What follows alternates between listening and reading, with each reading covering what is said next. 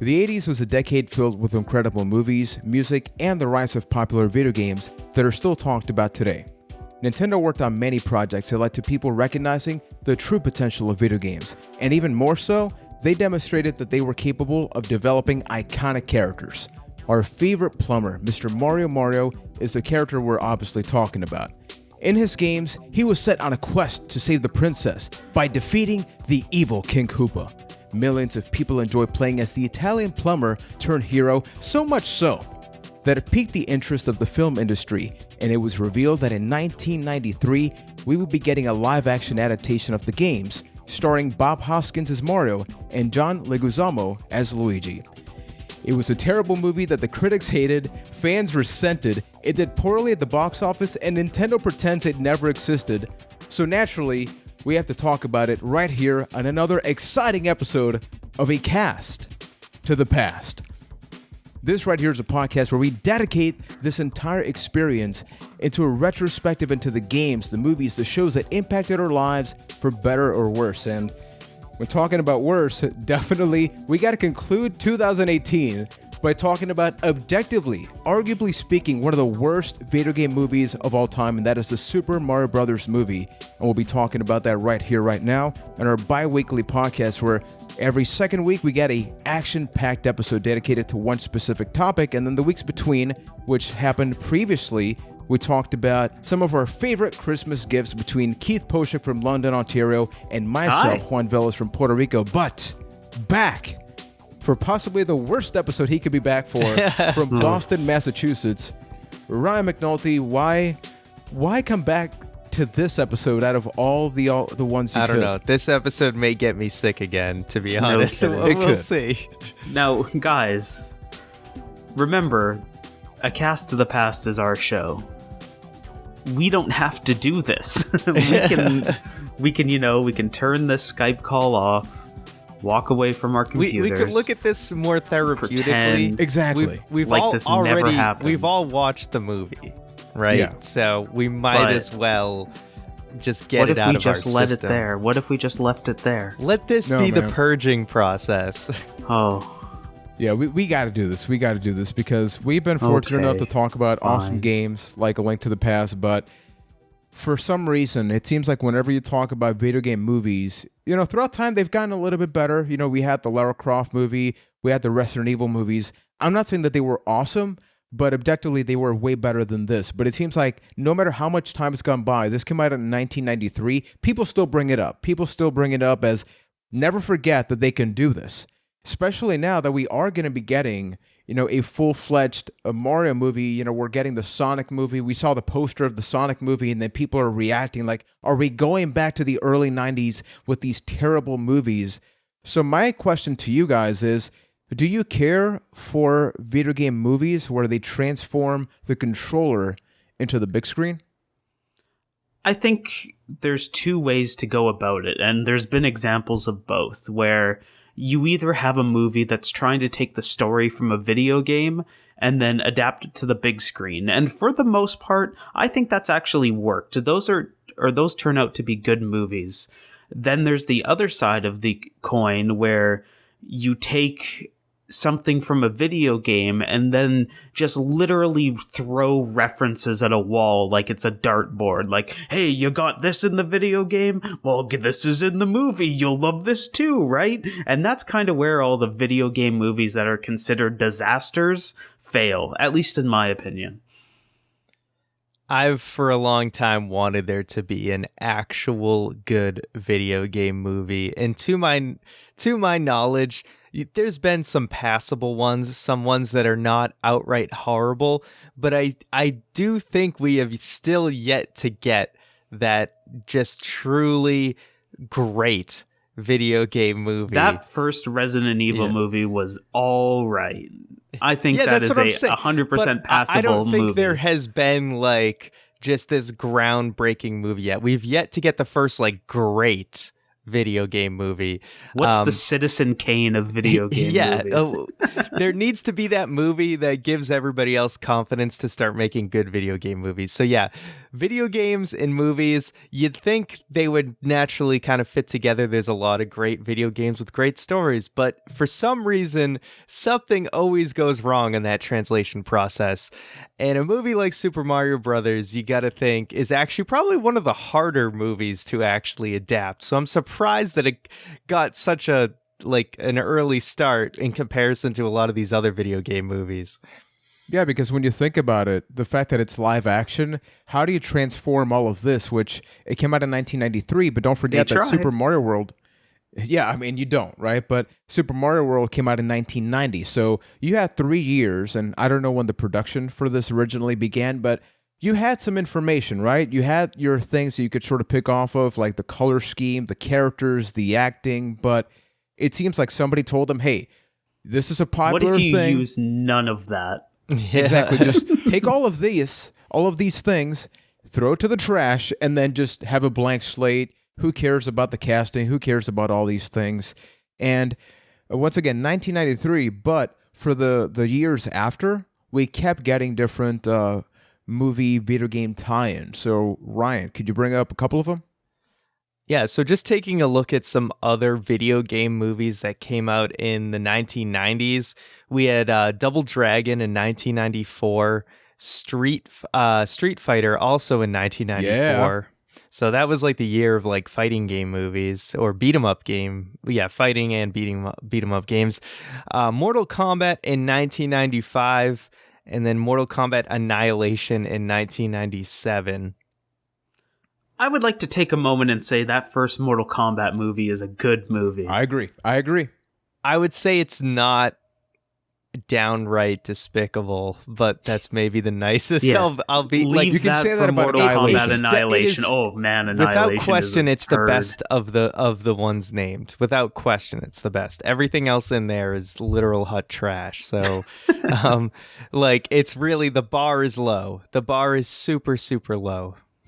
The bar is very low, and especially when you compare the Super Mario Brothers movie to Street Fighter, they both have very, very similar things, which is they have references to where they come from, but they took a lot of creative liberties with the casting, just every little thing about it. I mean, you have Guile in the Street Fighter movie. He's supposed to be American, yet the actor playing him is not a North American at all, right? So it's just fascinating to see. The guy literally has a USA tattoo on his arm. He could be more American if he It's tried. not hard. Man, just very, very sad things. And before we keep going, what do you guys think that the early 90s really spiked this interest in just doing all of these movies? Because I think that even up until the last couple of years, video games were not cool, right? They were the nerdy thing. They were the geeky thing. Now, 2018, 2019, people are finally getting it, right? It can become a cool thing. You talk about Twitch, YouTube, YouTubers, people making careers out of playing video games, esports. But early 90s, it was still kind of like, well, the kids playing them video games. But all of a sudden, they want to take that to the big screen. Why do you think that is? And did you care about that transition happening? Mm-hmm. At least in my opinion, I think it's a matter of, if you look at the consoles that were out at that time, you have the Super Nintendo and the Sega Genesis. You were in the middle of the 16-bit console war. That's really when games started to get stories, more than something that you would find in an instruction manual and then just kind of play the game and go. That's when you started to get things like JRPGs really booming, and video games started to build the story element. And then you have people in the film industry probably looking at these games and being like, oh, we can do that too, or we can do that better. And I think the better aspect is where Super Mario Brothers came from, where they looked at, oh, okay, this is a fun little story. What if we did it better? At least what if we try to do it better? Try is a hard word. I think this is also a time when we started to kind of get these like franchises really branching out as far as merchandise and television. You know, Super Mario Brothers had a cartoon associated with it. I'm not positive exactly when that came out, but you can see that they were trying to branch out with the Super Mario name, and other franchises kind of becoming a big deal over this time. I mean, the NES really started to blow up in the mid to late 80s, and this is where like home consoles kind of really just became just this mega thing, and it became a force. And obviously movies, and we see this so much today, where it's like people want to make a movie that they know is going to be successful, and one of the best ways to do that is to base it off of something else that is already successful. So this was really the movie industry's big first kind of strike at, hey, what happens if we take some of these successful video games and trying to turn these into movies and really try and capitalize on that popularity. And then on the flip side, we've had a ton of movie video game tie-ins happen all the way back to the NES. I mean, when we talked about favorite Super Nintendo games, I mentioned that I enjoy playing the Batman Return games on the Super Nintendo. I mean, hell, we got a home improvement game for the Super Nintendo, so anything that was on the television or on the big screen was making their way to the console. So I guess this was sort of their opportunity. Hey, what if we turn that around? And maybe this makes the transition, but I think, admittedly enough, it's just hard to make that happen. So, did you guys watch this when it first came out? I mean, 1993, we could have hypothetically watched it super young, but did you watch that between the years soon after it came out or something like that? Some point in the early 90s, I watched it. I feel like it was on... I had no idea this movie existed, but it was on TV on a Sunday afternoon at some point, and watched it, and... well, it didn't go well. I had definitely seen it on TV or a movie channel, probably late 90s or early 2000s. I can't even date it. I can't give you a specific date, but I saw some of it on TV, and I was just like, this is nothing that I want in a Super Mario Brothers movie. I think you could just end that sentence with, this is nothing you want. Yeah. Period. Pretty much. Same thing here. I think I first saw it in Spanish. It was channel number 2 in Puerto Rico. And if it was bad enough to watch the original version, imagine a dub version of this movie. So I honestly wish I watched that. Yeah. So Ryan, let's take it over to you first, buddy. Give me your general first impression about this movie. And let's try to be as real, as authentic as we can. And Keith, hold on, buddy. We'll get to you. I know we'll get to you. So is this my first impression of when I first saw the movie, or just after this rewatch? I'd say probably now, because, I mean, I don't know about you guys, but it's really hard for me to sort of go back in the time machine and think about how little Juan reacted to it. Like, maybe I didn't like it, but I couldn't tell you why. So I guess it helped. It really, really helped that I had seen some of it before, because I went in knowing like, okay, Dennis Hopper is Koopa, but he looks nothing like Koopa. Like, he's just a dude with a weird haircut. And I already went in knowing like these Goombas, man, are just the biggest WTF in the world. Like, what are they? They dance. For half the 3/4 of the movie, I was trying to figure out why one of them had a harmonica, but then I realized I think he was like a musician before or whatever. But my reactions were, oh man, this is even worse than I remember. And hey, it's Mrs. Dursley from the Harry Potter movies. She's randomly in this movie. See, it was brutal. I had all of that, and I still just had my head in my hands that entire movie. Oh my God. I will say one other thing, though, is one big surprise for me was I didn't realize how much attention like Luigi gets. Like, Luigi's more of a main character than Mario in this movie, if you think 100%. About it. So, that was one surprise. That is a casting choice right there. It's like, hey, we got John Leguizamo in this movie. We can't make him second fiddle, so I guess... But how Luigi famous was he at this time? You know, like, this might have been one of his, like, kind of big breaks, actually. I know he was in a lot of movies around the time, but I don't know if when you put him in order... I don't know where it lines up. Yeah. Exactly. Keith, his star was on Rising. I got a question for you, because I'm in the mindset similar to Ryan. Was the movie as bad or actually worse than you remember it being? I'm going to say worse than I remember it being, because I didn't remember exactly the plot points or anything, just like key moments. Like I remembered that there was a fungus in the movie. I remember The movie is a fungus, Keith. Get it right. The movie is the fungus. Yeah, true. We were Among Us the fungus in this one. I remember that Koopa was this weird haircut, and that's all I really remembered about it. But going back and paying attention to the details, the just terrible details that went into this movie, and oh my god, the one-liners in this movie. I feel like I just need to go on for 45 minutes about the one-liners in this movie and how Give me bad one. they made. Hey, and okay, so let's start with Mario's accent. Like, whenever I think I understand now where I got my stereotypical Italian voice from as a joke, because it's Mario in this movie, and just exactly how bad. Like, hey, Luigi, let's go get us some pizza the entire time, but. To not get too discriminatory against Italians, folks, the line that just made me go like, "Oh my god, what am I doing with my life?" is that, "Oh, where's a Daniela? I needed to take her to a WrestleMania." Like, are you kidding me? Like, I understand you are trying to hit your audience as hard as you can, but oh my god, what are you making? Nothing better than, hey, they're Italian, so what do they eat on a date? Spaghetti and meatballs, of course. Yeah. What else And are they like a They can't eat WrestleMania. anything else. And they know every single plumbing tool on the planet. Yes. Ryan, could you try dude, I'll give you a cookie if you get this right. Try Okay. to summarize what this is. I don't know if it's a movie, if this is just a thing All right, that we so consumed. the lore of the Super Mario Brothers universe. I'm is- sorry, I need to cut you off here. Before you talk He hasn't about started. that, I know.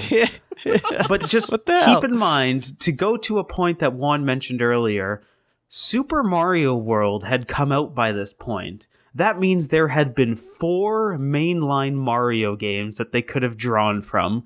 The Super Mario Super Show cartoon, all things looked back and revered. And this is the story they chose.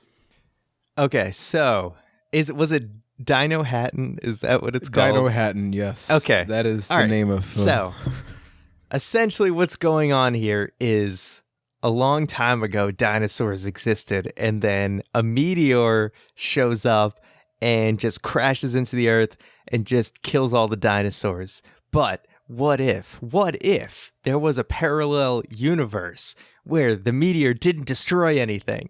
Well, that universe apparently exists, and the wormhole is in some sewers in Brooklyn, and this portal. It's not the only thing in the Brooklyn sewers. Somehow this portal thing opens up, and someone has like this necklace. The girl has the necklace because somehow Princess Daisy made it through the portal. And like, when she was a baby, someone like delivered the egg to the church. That's what it was. And yeah, so Princess Daisy has this thing that will like unite the two universes. And yeah, they all come after her. They take her back to Dino Hatton, and the Super Mario Brothers gotta go and rescue Daisy. Let's at least appreciate that the couple in the movie is Luigi and Daisy, which still lines up today, does it not? Can we give them credit for that? I will give them that. You got to credit something. Yeah, that's about it. That's my only compliment for that movie, is that Luigi and Daisy get together. So there you go. The only thing is they also got to clarify the names at that part where they're sort of arrested. It's like, what's your name? Mario. What's your name? Luigi Mario. Yes. Yeah. 'cause That they're is the Mario another brothers. thing we got. And that's the only scene I remember us like rewatching when we were trying to figure out Mario's last name. Like I remember us watching that like 10 years ago. And that was like the most recent time I had seen anything from this movie until we rewatched it. I feel like we Good just needed stuff. that second. Yeah. We just needed the just second. a moment to breathe. I just got to point out that for me, it was honestly, I think it's objectively one of the worst movies I think I've ever seen, because it tries to be everywhere. I think that if there's one thing you got to be objective about the movie is they went somewhere. Whether that place was good or not, that's another story. But you look at it, and from a visual standpoint, from the acting, you could tell they were trying to create a world. I mean, when you look at Keith, hold on, Dino Hatton. When you look at that, come on, Super Mario World had like Dinosaur Land or whatever. Like they had a name. They had a name. They had a name. But it wasn't in Brooklyn at the time, Ryan. It wasn't in Brooklyn. It is now. So you're wrong. You're wrong there.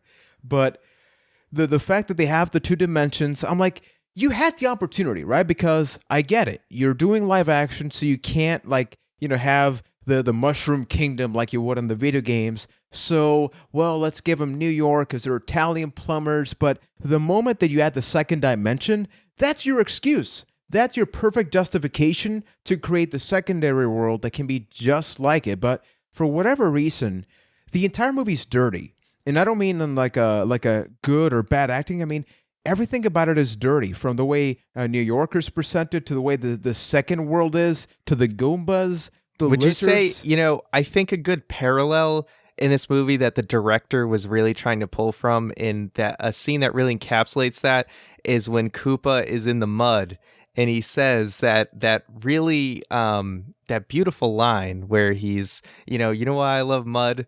Because it's dirty and clean at the same time. And I think that really represents the visuals that they're going for in this movie. Very excellent choice by the director. Just minus the clean part, really. It's just dirty all the time. It's just dirty and terrible. And I think that's kind of where it falls apart, like all joking aside, especially pulling from the Super Mario Brothers lore, where it's all very colorful, friendly. Even with the Super Mario Brothers 3 and 2, they're playing in the way that this looks like a play, and these are actors and stuff. You have all of that, and then they chose to take it in the exact opposite direction, where everything is colorful in the video games, everything is dirty and gross and grimy, and there's sparks everywhere. It felt very much edgy. They were trying to be edgy, like, oh, we don't need to do what the video game does, we can do it better.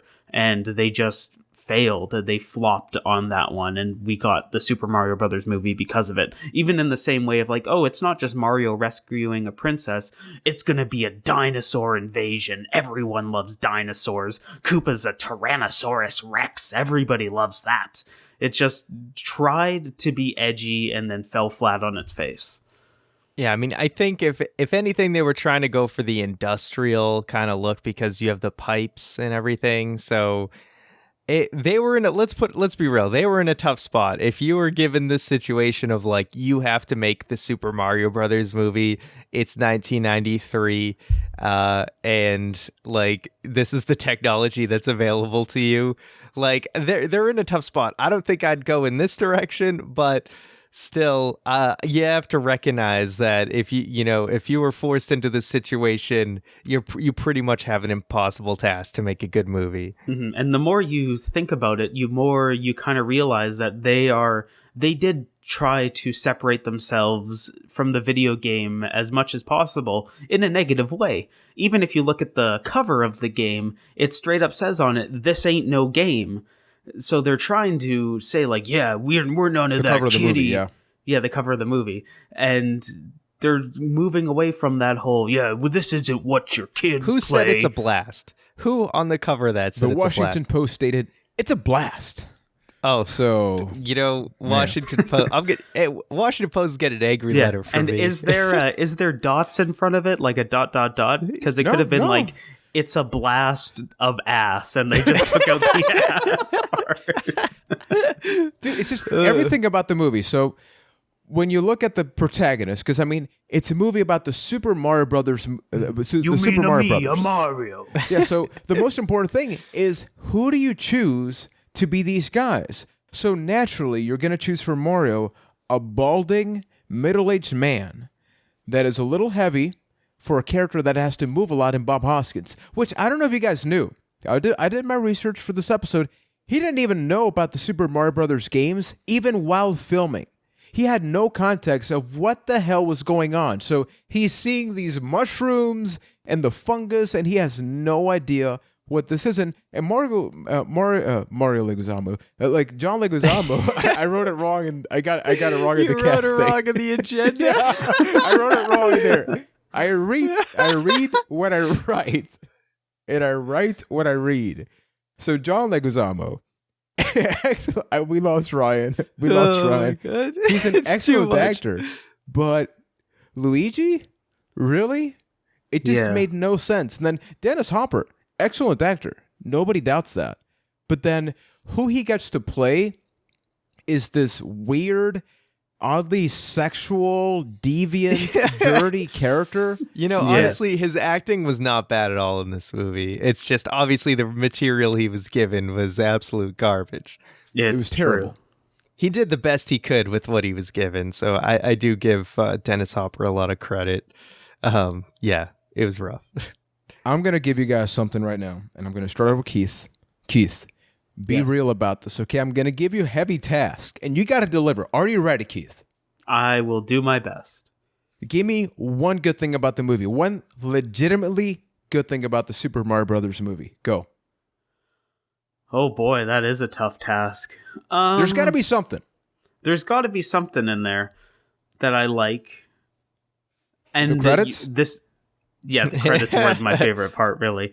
I think really the portrayal of Luigi, like if there is a standout role in this movie, I would give it to John Leguizamo and his portrayal of Luigi, where it's not just, oh, this is little Mario or little Mario's brother. He did actually feel like a bit of an empathetic character, and I think he did actually do that role well. Now, was it a good Luigi? Well, maybe not, but at that point, really, what was a good Luigi beside a reskin of Mario? So he really took that and made it his own, and I think there is credit due to that. I get to name one good thing. At least they got to wear the costumes. And I did mention the whole Luigi Daisy thing. But the fact that we got to see the costumes, at least, even if it didn't really fit and they just kind of forced it in, whatever. We got somewhat of a Mario and Luigi costume. What I really liked about the movie, and this is sort of just removing the fact that it's a Super Mario Brothers movie as in based on the games, but when you take it in just as what it is that they had a very, very identified visual tone. When you look at Dino Hatton, you look at the Goombas, you look at the entire world. I just want you to know a piece of me dies every time you say the word Dino Hatton. Of course it does. Of course it does. But from the characters to the world to the signs, it gave me some like Fifth Element vibes, some Mad Max vibes. I don't know if that was a reference or not. But it let you know, like, hey, this is actually a world. Like, they put some thought into what would this alternative Manhattan be like? And I could feel it. I could buy it. Like, I would feel uncomfortable in this world. And I think that one of the objectives a movie has to have is it has to make you feel like, hey, if you were in this location, kind of like when we talked about The Matrix, right? What would the real world be? And it's like dirty and isolated, and you wouldn't really want to be there. I had the same thought process about this. So at least that was good. Kinda. Guys, was it good? I don't know. I mean, if dinosaurs had just existed, we'd pretty much be in the exact same place, except slightly more like cyberpunky with like little raptors like jumping around in the streets. But and everything else would just evolve sparks. Exactly the same. Exactly. A lot of sparks on cars. Did they ever explain in that movie, and I just ignored it, how dinosaurs evolved into human beings? I guess their whole take on it was like, oh, we evolved from apes. Well, instead, this time around, people evolved from dinosaurs. Because why not? Yeah. But it doesn't. There wasn't enough jumping in this movie. There was so many times I wanted to see Mario jump. But, honestly, the one time he does, he like falls down the thing. I will give that movie this, that there was a lot of points in it where they just used things from the game for the sake of using it. What I mentioned earlier about video game movies failing because they're just like, hey, we got all this. The movie did that a lot, where there's like the thwomp bar and, oh, hey, here's a bob-omb in the middle of this fight that was scene the best for no part. reason. All right, I take it back. Best part, Bob-omb. The fact that there was a Bob-omb, all right? But not leaning into like, oh, Mario jumping or eating fire flowers. That little bit of restraint, I actually give them credit for. I would have liked it more. I kept waiting for him to eat the mushroom and just go ham. Right? Like, Mario Would was you eat that fungus? You know, the Would've one thing made the that movie completely better. caught me off guard. Why are... Wow. All right, you're right. You're right, Plumbers 100%. illegal? Is being plumbing like a plumber illegal? Why? Have you seen that city? There's no way a plumber works in it. It's like, how dare you try to fix our system, sir? Please arrest them. Just, it's outrageous because you could tell they were just like, okay, so nobody knows their names, Mario and Luigi, so we got to identify them as plumbers. So I guess you kind of have them be arrested. So for the rest of the movie, they were looking for these two plumbers, which the funniest thing about it is that the video games really don't play into the fact that they're plumbers, right? So when you think about them, we know they're plumbers, but you don't see like them with a bunch of plumbing tools. But in the movie, they're obsessed with it, which like they had going to all the really way back lean to the into it. beginning. What? I said they had to really lean into it just because, like, in the live action version, what else can you do? Like, they need something to do as characters. Like, you got to build them up somehow. So just having them be plumbers, I think, was obviously the easy way to just like put them in a setting and actually have like an occupation and everything. You know what I just realized? The very first scene of the movie. Imagine we are 8, 9-year-old versions of Ryan, Juan, Keith. We hadn't seen the trailer for the movie. We're sitting down. We're kids. We're excited for it. And you know the room, right? When they're getting the phone call for the service. Just imagine you're like, oh, we're going to see Mario and Luigi for the first time in this movie. Oh, this Take a apartment's a little call. dirty. Yeah. And then you actually see them. Can you imagine all the hearts that were broken when they first saw Mario and Luigi in that opening scene? Poor kids. Well, I mean, when I think of my childhood video game heroes, I think of one of them being on the couch and watching a conspiracy show. That's course. exactly what they do, right? That's what it is. Yeah, I mean, it makes sense for what eventually led to Luigi's Mansion, right? He became a paranormal investigator. Oh my God. Oh my God. Ryan got it. You All got right. it. Nailed Dude. it. I take everything back I've said about this movie. It set the stage for Luigi's character. So here's the other big question. Is this objectively a decent movie but a terrible Mario movie? No. No, It's just objectively a bad movie. Well, never mind.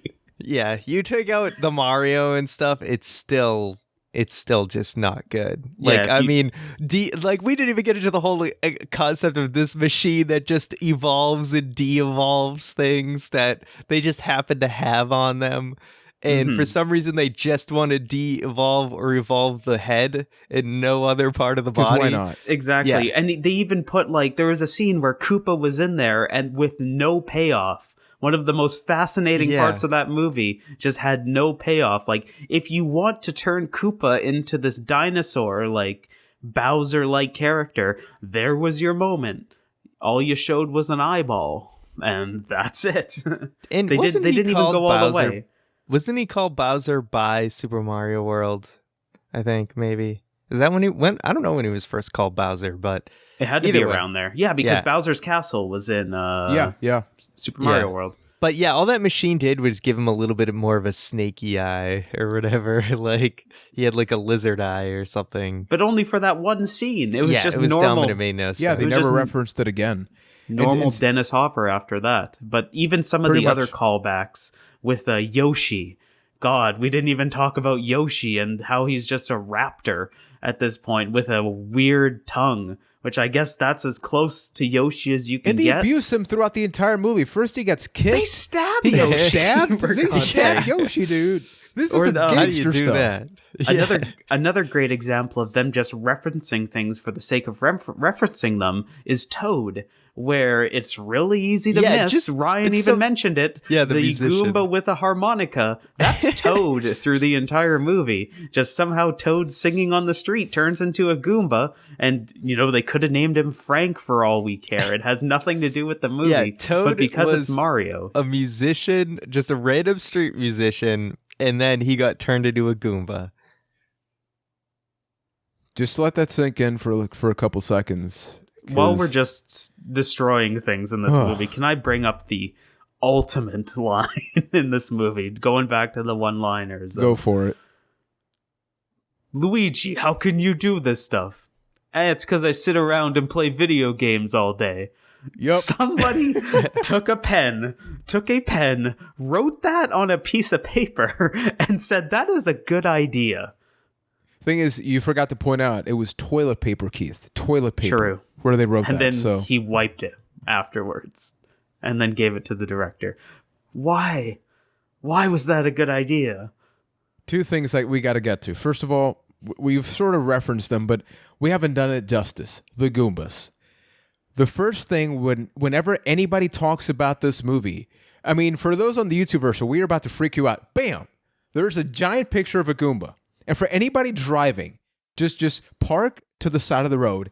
Just look at these and be horrified. You talk about your saws, you talk about your conspiracy and theories. And please don't watch YouTube videos while you're driving. Oh my God, that sounds so dangerous. Yeah, unless please it's don't audio do that. only. If it's audio only, it's okay. You can do Fair. that with YouTube Red or whatever the hell that is. But who thought of this? Because remember, the Super Mario, it's supposed to be for kids. And I think we've understated that. This is supposed to be for children, yet we've stabbed a dinosaur. There's like 30 to 40 sexual references. These Goombas look like demons.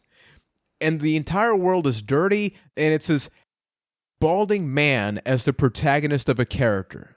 So naturally, when you talk about the Goombas, was their intent to just traumatize people? Because they have these giant bodies. Holy crap, they are built, right? Like, they got to have like an 8-pack beneath. Look a real Jack, baby. Yeah, look at real Jack, baby. But what the hell? I just got no words. I'm trying to figure out the best way to describe them other than pure torture.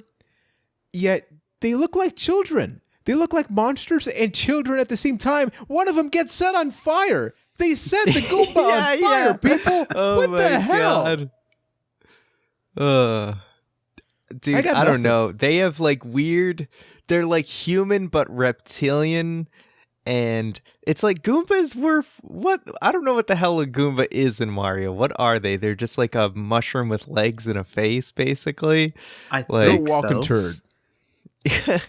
And somehow they were like, there's nothing reptilian about Goombas, right? Like, if you're talking about like the Koopa Troopas, like they could have went a different route that way, but yeah, these Goombas are just nothing at all like they are in the games. They really just kind of took the names of things and put them in there, and then yeah, everything's just reptilian. Everything's reptilian, even if it wasn't in the actual Mushroom Kingdom. Mm-hmm. But even if you look at it from the angle of, oh, they're trying to do a dinosaur thing, they don't represent or like look like any form of dinosaur ever. There's nothing redeeming about the Goombas. Other than being traumatized, and I got to bring this up now because I don't want to keep going back and forth. That scene, the elevator scene. Anybody that's watched it, you know what I'm talking about. And if you haven't, please do yourself a favor. Pause this podcast. Look it up. Because this is like towards the end of the movie where your expectation about it possibly getting better, it's like at the very bottom. It's like -5. And then, hey, guess what? Because why not? We're in this elevator. We'll freaking make them dance. And they start dancing with each other. Yeah. For no reason. No reason at all. Your reaction. Yep. It's like, remember that time Mario Leguizamo had to escape an elevator? So he just started rocking some Goombas back and forth. I mean, this was post the WrestleMania line, and after that line, I was just broken. So I'm like, all right, just what else do you got? Just throw it at me. Yeah. All right, they're dancing in an elevator. Of Remember that course they time are. Mario ditched Peach and had some sweet New York girlfriend instead? That he just loved WrestleMania? Yeah. Just everything about it, man. I'm trying to figure out the most objective way to keep looking at this. The other thing that they added for no reason other than you got to extend the movie, so you got to add some henchmen, and I feel like we got to bring them up at least for a second. It's Iggy and Spike, which those names Oh my are still those names are still relevant in the Mario world today. Like they're not this, right? But like you talk about early 90s stereotypical bad guys that are buffoons. They took that and just cranked it up to 100 because they are completely useless. And yeah, at the end of the movie, turns out they're not that bad and whatever. But they had like this generic 90s movie checklist, like you need some henchmen, you need the sexual tension, you need to have the random, dancing scene. They just checked off all the boxes, even if it wasn't relevant to the Mario movies. Yeah, that sums it up well as far as what this movie is. I think that's actually the best description. It's more of a checklist than an actual movie itself. So interesting. I'm looking at the Koopa kids because I was like, oh, Iggy sounds familiar. So Iggy was one of the Koopa kids in Spike wasn't though, was he? Yeah, Spike is not. That's why I had to look it up. So I'm surprised again they had perfect material. And they kind of, they passed it off like these were family members. But yeah, these guys were completely useless. And then they evolved them and they were still useless or whatever. They became smart. Yeah, they were just the biggest idiots. And you always wonder why a villain puts up with dumb henchmen for as long as he does. Whereas I feel like if the villain was actually smart, he would have got rid of them the first time that they failed at that. Yeah. But yeah, again, just super generic, dumb. Like, you look at these guys, they could be in a million other movies. Your last guess would be a Mario Brothers movie. Like, oh my God. That's why they did it, man. They never expected it. So throughout the entire movie, they're trying to get this pendant, right? That Daisy originally had. And this is going to be the key to finally succeed with Koopa's plan. Mario and Luigi had it, but then it gets taken away by Big Bertha, I believe is the name of her character, which leads me to the other scene of the movie or segment that I paused the movie and I told my wife, kids are supposed to be watching this movie, yet think about the fact that in this scene, Mario is going to try to persuade and, get the moves on this lady friend and just take advantage of her. Like dry hump. Mario almost gets at one himself part. A face full of cleavage. Yeah, exactly. He's gonna just bite. He's gonna bite that thing. He's gonna get in there. Was Big Bertha kids. supposed to be a reference that just went over my head? Like, is it supposed to be the Big Bullet Bill or something, or was that just? I don't know. I Bullet Bill's powered those rocket shoes, though. That's Bertha, true. Mario Brothers. I actually don't know this, so I am looking up information. I see Boss Bays. I see Big Bertha. And when I look at this website, Big Bertha. Okay, so this is kind of a reference? Interesting. The big fish? Okay. Yeah, the big fish. I guess. So where'd the Mario rocket was boots biting come a big from? fish. No, I was just saying that's what there was like little Bullet Bills powered those rocket boots that Mario Leguizamo is using. I'll stop You're saying never it. going to let me live that down, are you? That Luigi used. I said that so short, too. Just Mario Leguizamo. What if his distant cousin? That's funny. But it's just another one of those cases where why fix something if it isn't broken? You have this whole... There have been 4 games where you just have Mario and Luigi are trying to save the princess. Hard stop. And they went into this whole thing about the crystal, or how Dennis Hopper likes to say the meteorite that they needed to get. Like, it was just so unnecessary. It really was. I mean, the whole movie's unnecessary, Keith. Let's be real. Yeah, true. So Meteorite.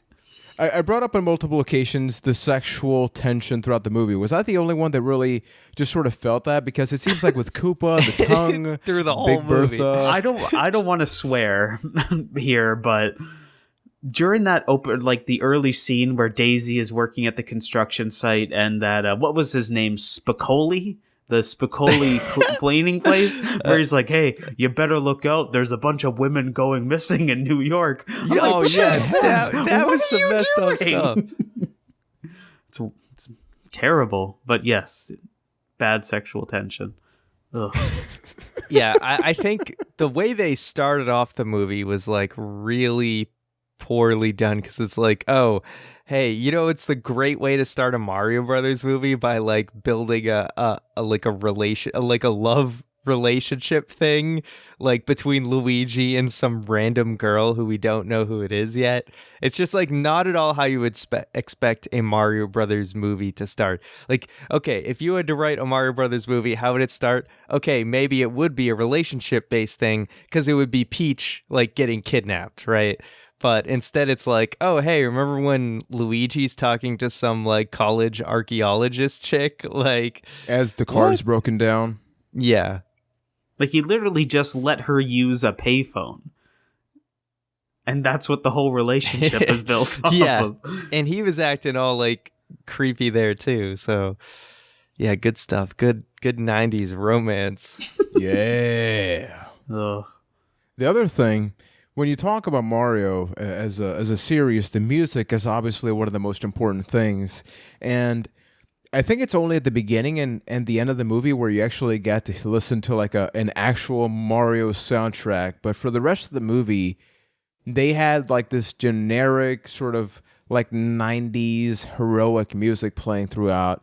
And just once again, it just really sent the wrong message of they had no idea what to do. It seems like they just wanted to capitalize on the fact that Mario was a really recognized franchise, really popular character, but aside from that, we're just going to take that and turn it into something else. To the point of that, at the end of the movie, they kind of hint at the fact that there's going to be a sequel. Because, so the whole thing is that Daisy is in the real world. And I seem to see, we have a theme. We talked about the Matrix, which has 2 dimensions, 2 worlds. And now we're doing this. Just going to point that out. Yes, there's such a to B when it comes to this exactly movie in the same. Matrix. Yep. Mario took the blue pill, I think. And just nothing happened Definitely after took again. a blue pill. Episode brought to you by Blue Chew. He took something. No, Luigi was on that Blue Chew, man. Look at that. Oh my God. So to summarize, the movie starts out with the love story. They go from Manhattan and Brooklyn to Dino-Hatton. They're able to get out. They save the day. But at the end of the movie, Daisy realizes that she wants to stay in Dino-Hatton because that's where her family is. Her father was being aggified by Koopa, because I don't know how else to say it. The movie ends. And I love it. Just so anticlimactic, because Daisy's father has been the one that's been helping Mario and Luigi, right, with the fungus and everything. At the end, he just kind of just like gets crapped out, for lack of a better term. And he's just like, ugh, dude, this is rough. All right, that is the metaphor for this movie, where at the end of it, you're just crapped out. And you're sitting there like, oh my God. He pukes. Just never think about it. Actually, just that scene right there is this movie, simply put, summarized.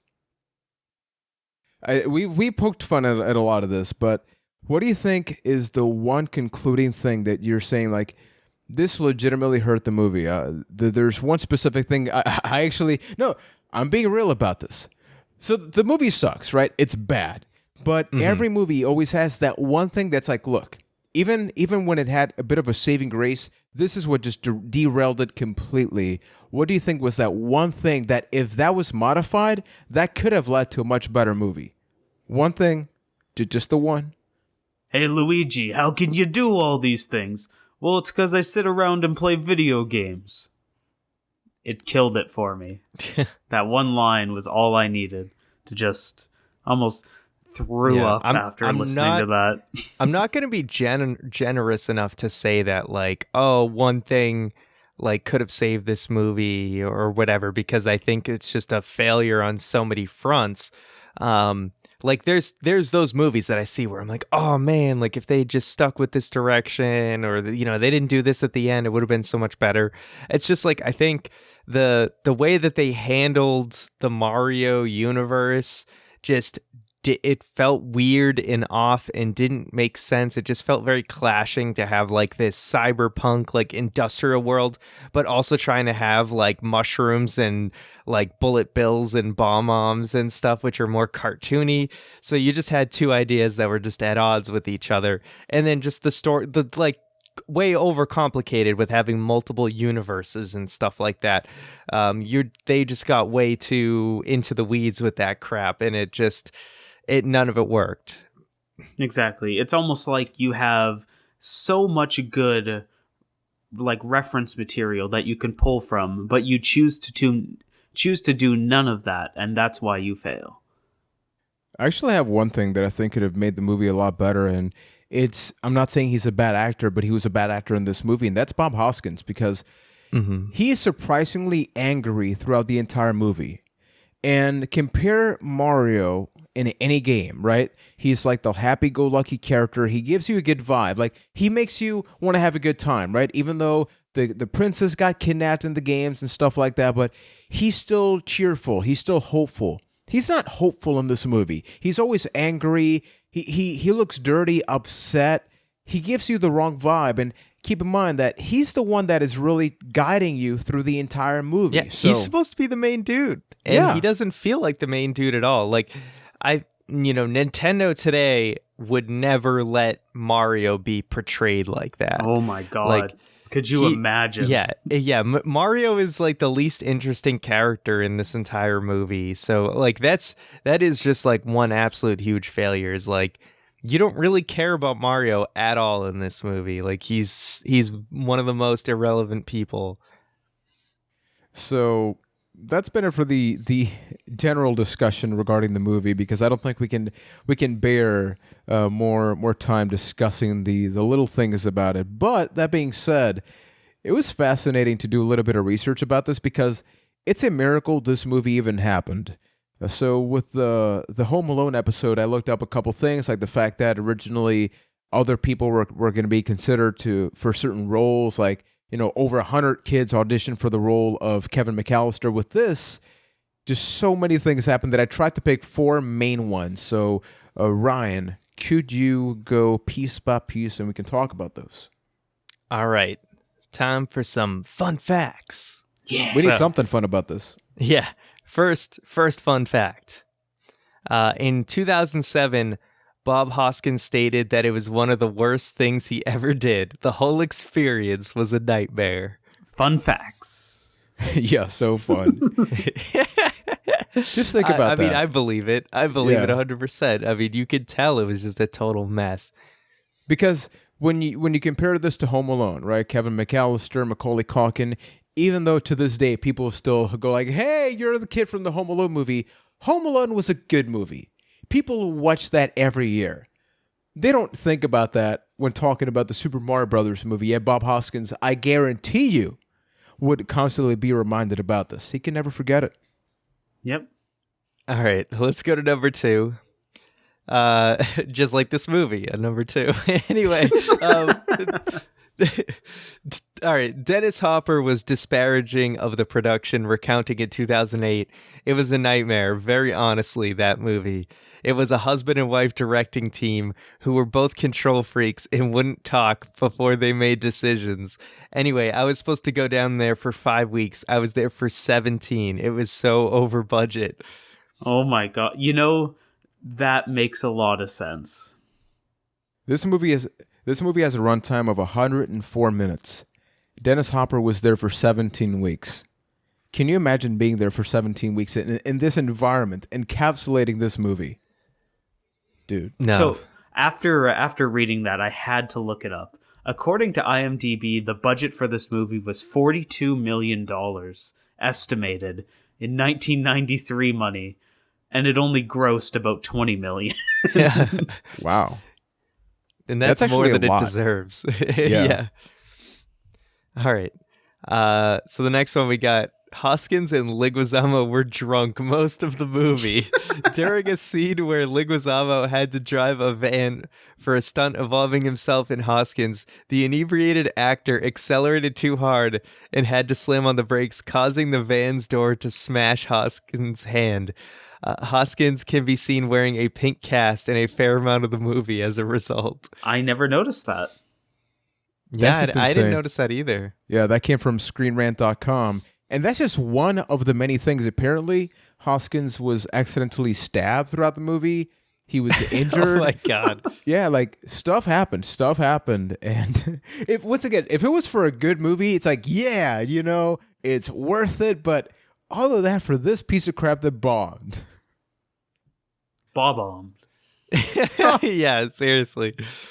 Here's another one from ScreenRant.com. Before landing on Dennis Hopper, the producers had approached Arnold Schwarzenegger and Michael Keaton to play King Koopa. Could you imagine? But they both passed. Oh man, Dustin Hoffman had actually campaigned pretty hard to play Mario as his kids were gamers, but they passed on him for unknown reasons. Danny DeVito also expressed interest in playing Mario, but wouldn't sign a contract without seeing a finished script, which didn't exist until about a week before filming began. Just picture I this. believe all that. We almost got a movie with Dustin Hoffman as Mario and Arnold Schwarzenegger as Koopa. Just let that sink in. I am King Koopa. Exactly. Get me the meteorite. Oh my God. That would have been the best movie, actually.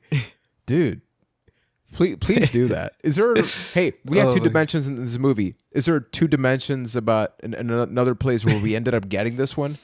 Because I want to go there. No. Man, that's incredible. I don't.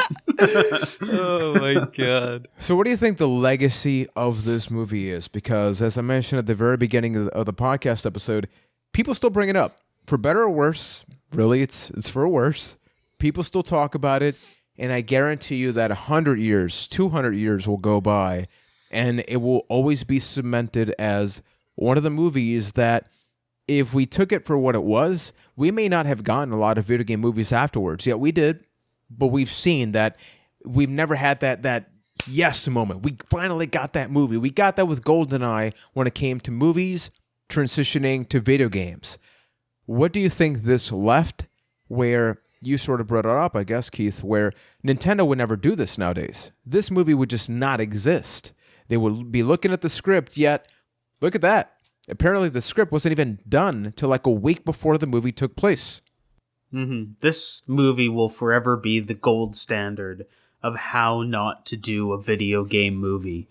And people have tried to make things worse than this. There's a lot of examples of them, but I don't think that they've succeeded. I think this will go down as the worst video game movie of all time.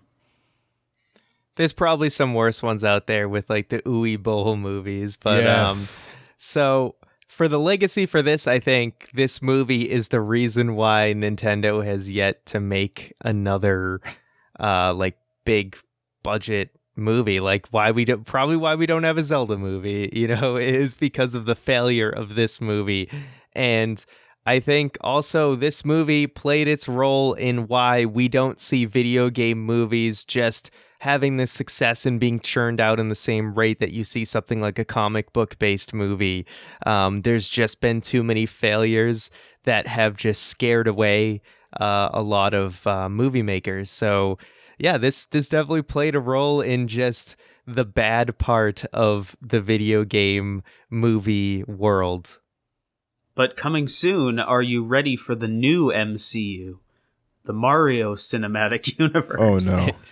Hey, at the end of this movie, they actually had that Infinity War thing. I even wrote it in my list when Mario and Koopa disintegrate into the real world, but then they immediately go back like 2 minutes afterwards. I'm like, hey, this entire movie is not that different from the Marvel story. Yeah. They dissolve into the real world. Some random dude turns into a monkey. They dissolve back into the other world, Hey, Luigi, I don't feel so good.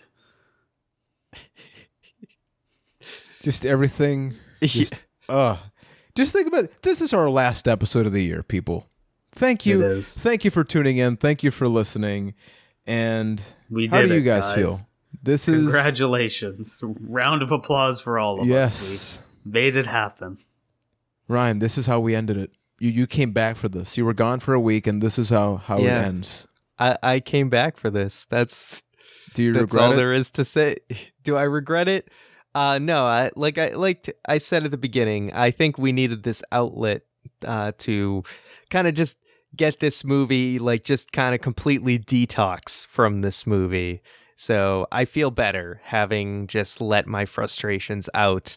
And now we can move on to bigger and better things in 2019. Agreed. Like if you eat pizza every day, eventually you're going to get sick of pizza. Sometimes you need to switch it up and try things new.